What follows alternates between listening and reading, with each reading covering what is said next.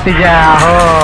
অবশেষে শাকিব খানকে টিক্কা দিতে নতুন লুকে নতুন গেটআপে সবার মাঝে পুনরায় হাজির হলেন আমিন খান। এ বিষয়ে বিস্তারিত জানতে ভিডিও সম্পূর্ণ দেখুন। টানা 3 মাস জিম করে দুর্দান্ত ফিটনেস নিয়ে সবার মাঝে হাজির হলেন আমিন খান। তার এমন বডি ফিটনেস দেখে রীতিমতো অবাক হয়েছেন সিনেমা প্রেমীরা। পুরনো এই নায়কের দুর্দান্ত লুক দেখে প্রশংসা করছেন মিডিয়ার মানুষ।